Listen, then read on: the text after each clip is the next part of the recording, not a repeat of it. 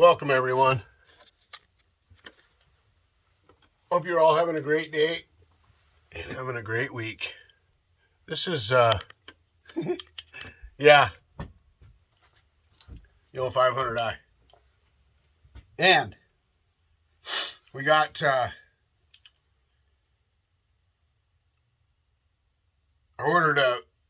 wasn't gonna do it, but then I got thinking about it and I thought I can fix it to where I like it.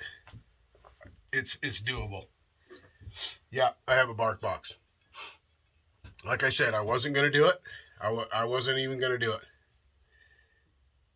And one of the reasons I wasn't going to do it is because the way that it exits. When you have the saw on the side with the gas tank and the oil tank down, right? When you're falling like that, and if you get over the top of it and like when you turn it this way to do your undercut, that exhaust, the way it exits blowing up, right? If I cut with my fuel tank and oil tank up all the time and I back barred everything and I never, I never turned it that way and fell from that side of the tree, I would have had one a long time ago. As soon as I got it, I would have ordered one. But then I got thinking about it. I thought, well, why can't I just make a deflector and deflect it out the front? I know some people don't like it to deflect out the front because then it heats up the wood, but and all that kind of stuff. But my thing about that is it's gonna happen because the factory exhaust blows kind of forward out the side, right? Yeah. So anyway, I built a deflector. Yeah, it don't look professional, and I didn't want it to. If I wanted it to look professional, I would have sent it somewhere to have it professionally done, but I didn't. So I'm going to try it. There it is.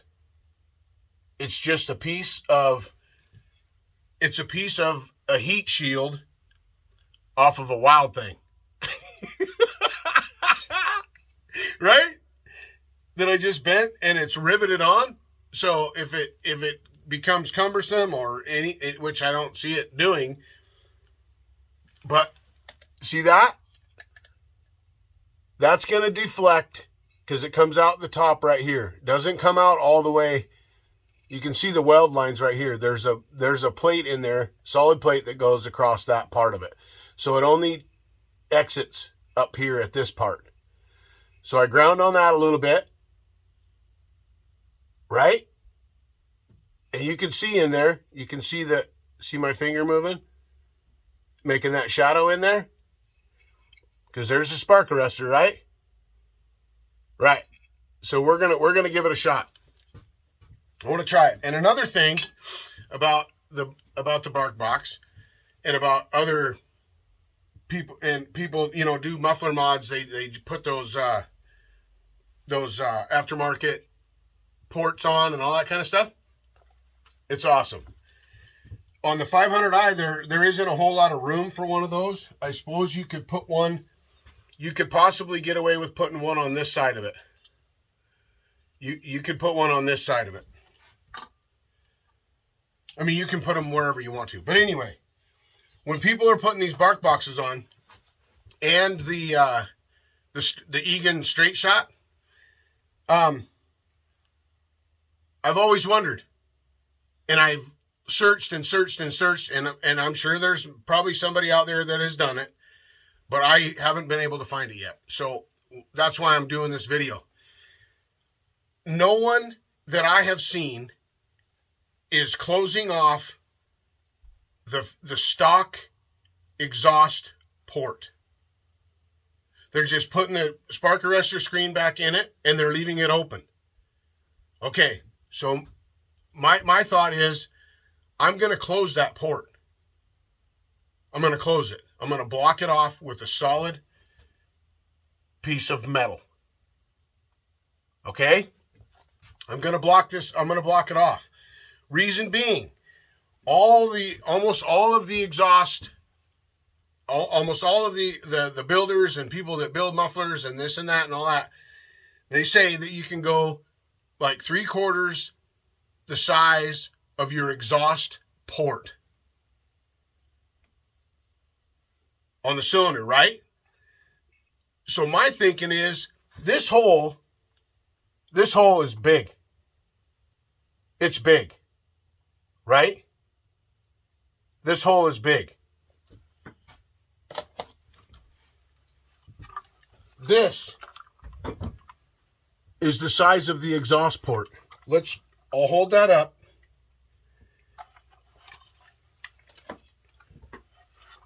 You see that? And I know with the spark arrestor screen, it reduces it because it's less surface area and there's a volume. Yeah. But look at the difference in that. Right? So my thought is, if you leave that factory exhaust open, it's going to release more pressure. And it's going to release more, and your exhaust might get to bouncing around and not doing what it should be doing as effectively as it could if it were blocked and going out one hole. Hey? I don't know.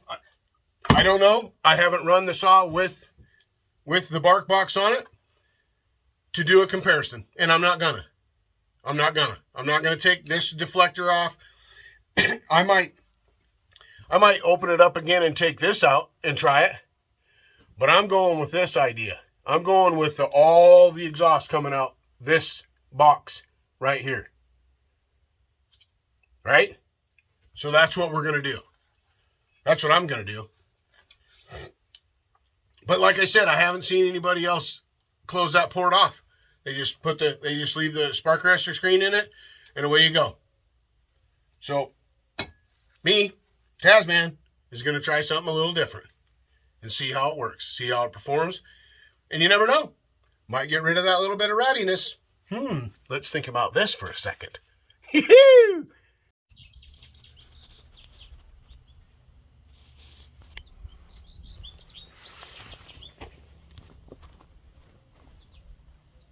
Modified bark box, stock exhaust port blocked off. Cold start. Hasn't been started in a few days.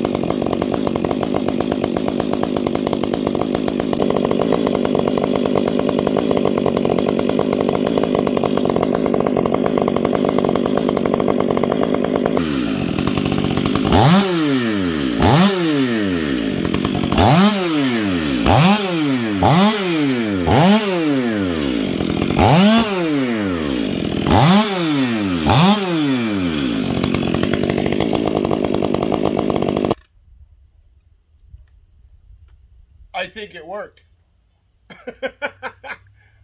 I seriously think it worked. A little bit of rowdiness when I was messing around with it, but as far as just letting it idle and then wing, wing, wing, like, you know, like you're lemon or something, that's way better. It doesn't have that instant rattiness. I'm gonna go cut something with it. I like it.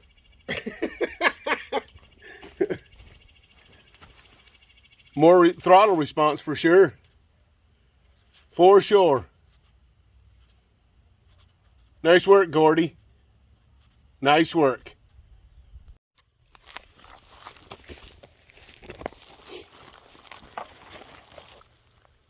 Modified bark box. Stock exhaust hole blocked off.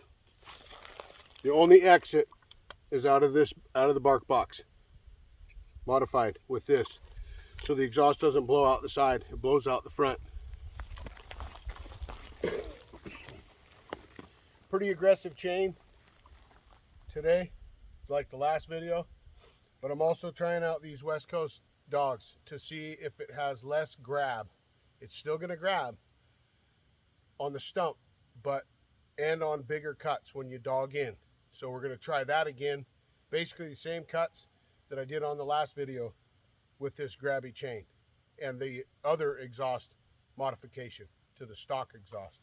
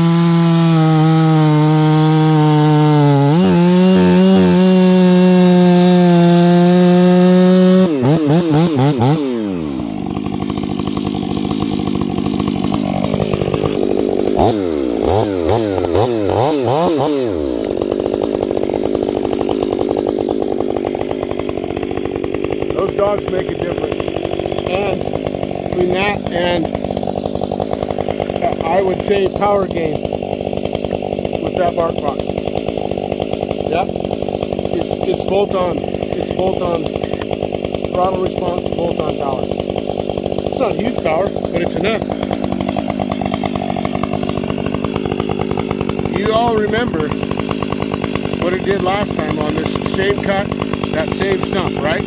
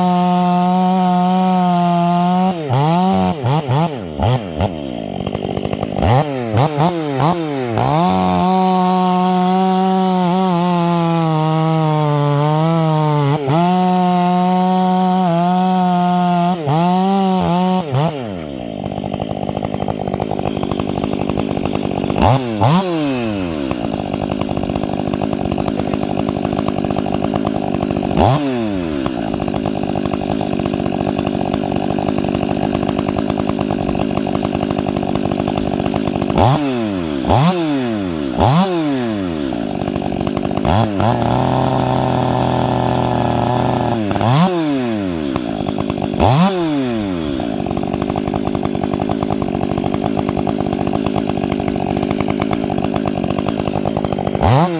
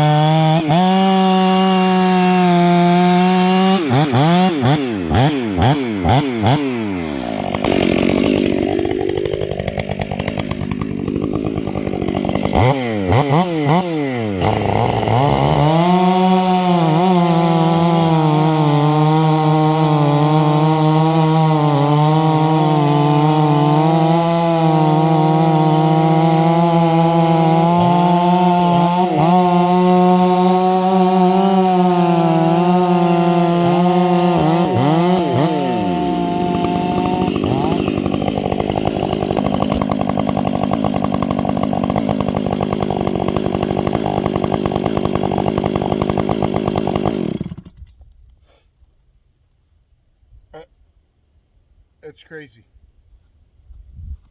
It's absolutely crazy. Between that bark box, I mean, it grabbed. I knew it was going to grab some, but I didn't know how hard. This dog setup and this muffler setup changed it. It's the same chain. You can tell it's aggressive. It's fast. It's way faster through this cut than it was with the stock exhaust, even though the stock exhaust was modified. And it didn't have that constant, you know, it grabs and then it goes and it just keeps pulling. It pulls much harder with that muffler. Even without dogging in, it pulls. And like I said, that chain's aggressive, and that chain's aggressive on purpose, is to test things like this, to see where the threshold is of when you got to back off on your rakers and not be so aggressive. But now and also the responsiveness and the rattiness, it's not there nowhere near as much as it was. Nowhere near. This is amazing. Amazing to me.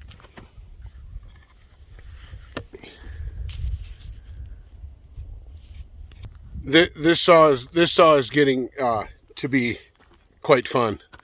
And as you can see, I don't, by the time you see this, I'll probably have the full wrap handle. But nope, I don't have, making this video, I didn't have the full wrap handle.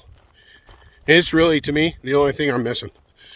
Other than that, this thing is, it's impressive. I don't care what nobody says. It's impressive. If you ever get a chance to run one, run it. And then imagine it with a few modifications, small modifications. That's small modification to me. It works. It works. West Coast saws, the people that are involved with all that, yeah, you're doing good things. That's impressive. Bolt on. Thanks, Gordy. I appreciate it, man. And those Dawgs, that configuration, the way that it lines up your curve and all that, and that bottom dog doesn't, because it's not longer than the next one up. I don't know if anybody has seen, if everybody's seen them, but actually looked at them. Let's look at this. Okay, see this See this configuration? See how this dog, they're huge. They're absolutely huge. This is from here to here is like 3 inches. If you're wondering how big they really are, they're big. They're really big. But this bottom dog isn't, it's shorter than the next one up. This one lines up your kerf right with the teeth. See how in line with the teeth that is?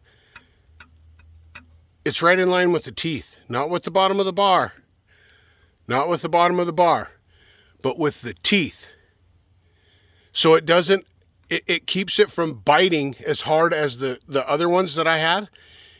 They have, this bottom dog is longer than this upper spike, than the next one up. Way longer. So it bites until it gets to that one, and it's clear in here on the other ones.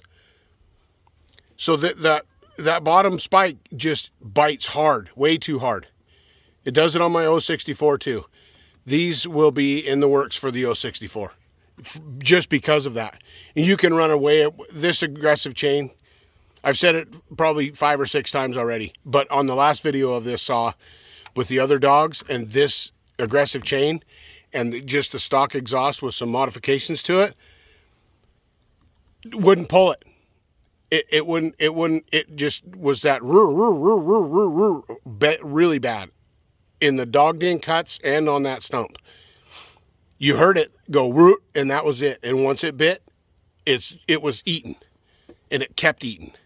So with the combination between that bark box and those dogs, I'm telling you, it's an amazing combination. Amazing. Thanks for all the hard work that everybody put into that bark box and that everybody put into those dogs and all the other, like the suspension kit and stuff like that Gordy's putting out. Go check them out. Seriously. I mean, I really don't even know what else to say. That's it. I'm impressed. I am impressed. And I'm glad I put that deflector on there. And who knows, it might come off, it might just fall off. Oh well. All right, everybody. Love you all. Take care and be safe. TazMan is rolling. Be kind.